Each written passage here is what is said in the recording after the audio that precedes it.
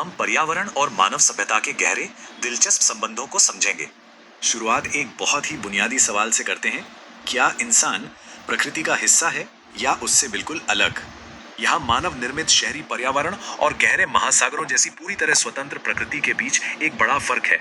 ये समग्रवाद या होलिज्म है, यानी ये पूरी दुनिया एक सिंगल सिस्टम है और हम इंसान इसका अटूट हिस्सा।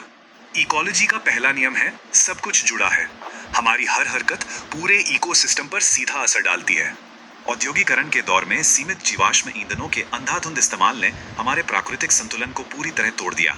आज बड़ा सवाल है, प्रकृति को इस्तेमाल करने की ताकत किसके पास है और इसकी भारी कीमत कौन चुकाता है? इस बात को समझने के लिए माधव गाडगिल और रामचंद्र गुहा ने समाज को 3 पारिस्थितिक वर्गों में बांटा है। पहले हैं इकोसिस्टम पीपल। ये वो ग्रामीण लोग हैं जो अपने अस्तित्व के लिए सीधे स्थानीय पर्यावरण पर निर्भर हैं। दूसरे हैं ओमनिवोर्स। ये कुलीन वर्ग वैश्विक संसाधनों पर कब्जा करते हैं और पर्यावरणीय नुकसान से हमेशा बचे रहते हैं। तीसरे हैं इकोलॉजिकल रिफ्यूजी। विकास प्रोजेक्ट्स के लिए जमीन छीनने पर ये बेघर होने को मजबूर हो जाते हैं।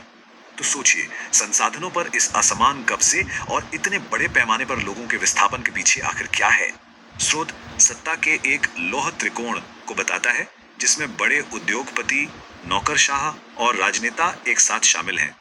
ये त्रिकोण प्रकृति को सिर्फ एक सस्ते कच्चे माल का स्रोत और औद्योगिक कचरा घर के रूप में ही देखता है। यहाँ सुंदरता बचाने वाले उत्तरी पर्यावरणवाद और बुनियादी अस्तित्व से जुड़े दक्षिणी पर्यावरणवाद के बीच एक बहुत बड़ा अंतर है। उत्तरी मॉडल ग्रीन इंपीरियलिज्म है, जहाँ नेशनल पार्क बनाने के लिए विदेशी एजेंडे स्थानीय लोगों को विस्थापित कर देते हैं। इसके खिलाफ उठने वाली आवाजें कहती हैं कि पर्यावरण संरक्षण और सामाजिक न्याय को कभी अलग नहीं किया जा सकता। तो फिर सवाल ये उठता है कि इस खोए हुए पारिस्थितिक संतुलन को वापस कैसे लाया जाए? समाधान है सत्ता का विकेंद्रीकरण, जमीनी लोगों को ताकत देना और पारंपरिक ज्ञान को आधुनिक विज्ञान के साथ जोड़ना।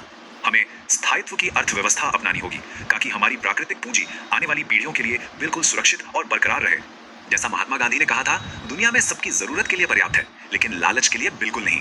तो आखिर में ये बड़ा सवाल है, क्या हमारी मानव सभ्यता कभी अपनी पारिस्थितिक सीमाओं के भीतर रहना सीख पाएगी?